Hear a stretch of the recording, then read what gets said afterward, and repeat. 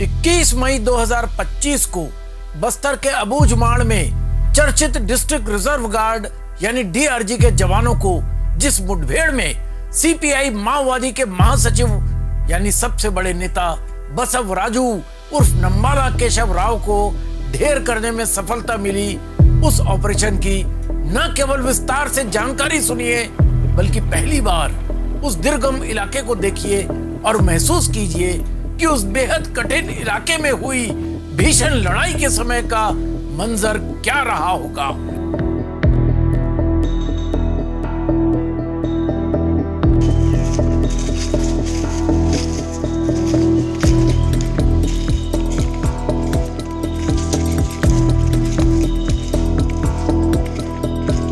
हमारे संवाददाता बप्पी राय उस बीहड़ में दुर्गम जंगलों के बीच पहाड़ी के ऊपर पहुंचे।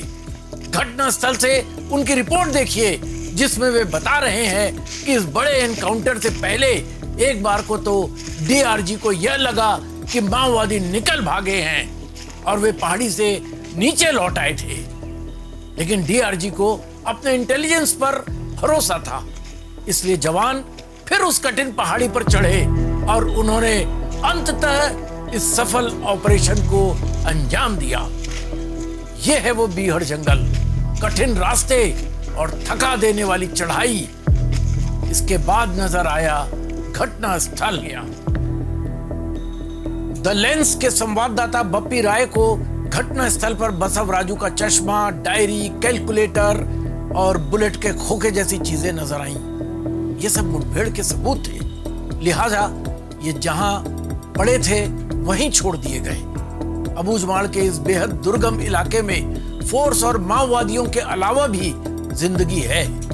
ये ऐसे इंसान हैं जिनकी गिनती भी इस देश के लोकतंत्र में कैसे होती है पता नहीं। ये वे लोग हैं जो बम और गोलियों की आवाजों के बीच या तो घरों में दुबके थे या फोर्स से पिटे भी।